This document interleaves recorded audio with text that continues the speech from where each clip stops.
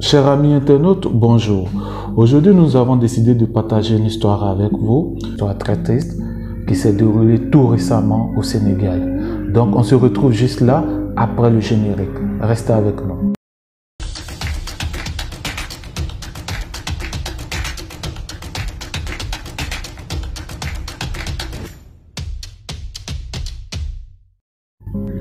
Alors, l'histoire que nous avons décidé de partager avec vous est celle d'un médecin dentiste qui s'est donné la mort. On se dit se suicider, d'accord, déjà c'est un fait pas banal, mais c'est un fait qui ne va pas susciter l'émoi chez certaines personnes, qui ne va pas susciter l'indignation chez la plupart des personnes. Mais ce qui fait la particularité de cette histoire, c'est que le monsieur, avant de se donner la mort, a pris la peine d'assassiner ses 3 enfants issus d'un mariage. Et jusque-là, on ne peut pas comprendre le comportement d'un tel agissement, on ne peut pas comprendre le comportement de ce monsieur. Alors, c'est une histoire qui est un peu compliquée à en parler parce que nous ne connaissons pas tout le fond de l'histoire. Nous n'avons qu'une seule version, c'est celle du monsieur, le défunt mari. Le monsieur, qui est un dentiste, travaillait, il est marié avec une femme avec laquelle ils ont eu 3 enfants. Apparemment, le monsieur reprochait énormément de choses à sa femme et un bon matin, il va ramasser ses enfants, il va à sa clinique, il va leur injecter un liquide qui va causer leur mort et ensuite lui-même se suicider. Après sa mort, on a découvert que le monsieur a laissé un message faisant 10 pages qui reprochait certaines choses à sa femme.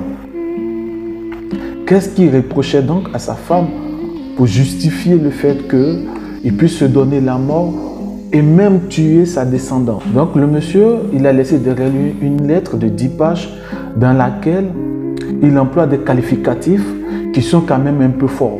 Parce qu'il traite une femme d'orgueilleuse, d'une femme têtue, d'une femme rancunière, d'une femme nerveuse, froide, caractérielle, ingrate, méchante, manipulatrice et malhonnête. C'est comme ça le monsieur dépeint sa femme. Quand on voit la puissance d'un mot qu'il emploie, nous savons que le monsieur, il en avait beaucoup sur le cœur.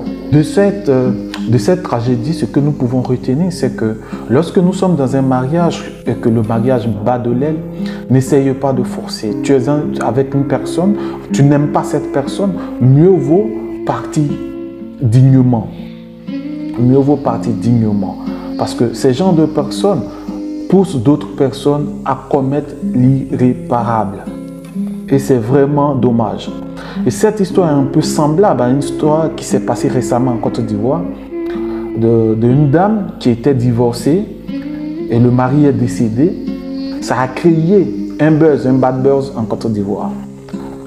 Elle est en train d'accuser sa belle famille d'avoir mal agi. Il s'est avéré que ce couple-là, il n'y avait plus d'amour dans ce couple-là. La dame était partie et malheureusement, le monsieur, on va dire, il n'a pas pu supporter cette rupture et le monsieur, il en a décédé.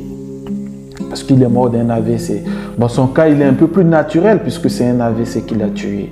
Mais c'est par le manque d'amour qui a peut-être entraîné ces genres de choses.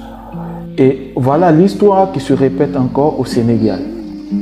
Voici l'histoire qui se répète encore au Sénégal. Et c'est un monsieur qui avait déjà marre et qui en avait mal. Parce qu'il se dit qu'il ne veut pas laisser de descendance de cette union-là.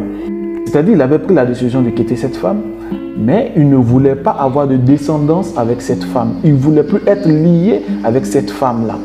Mais on comprend là que les enfants, c'est quelque chose qui lie 2 personnes à vie. Quand même on ne s'aime plus et qu'on a des enfants, nous sommes appelés à se voir, à discuter pour l'avenir de nos enfants. Et c'est sûrement ça que le monsieur ne voulait pas. Il a dit qu'il ne voudrait pas avoir de descendance de cette union-là. Voilà pourquoi il est allé jusqu'à l'extrême. Ôter la vie à ses propres enfants et ôter lui-même sa vie. Lorsque nous nous mettons en couple ou lorsque nous nous marions, essayons de faire des compromis. Essayons de faire des compromis pour éviter le pire. Alors si vous avez aimé cette histoire, on vous demande de vous abonner massivement, de commenter et de partager surtout. On se retrouve d'ici là la semaine prochaine et portez-vous bien. À très bientôt.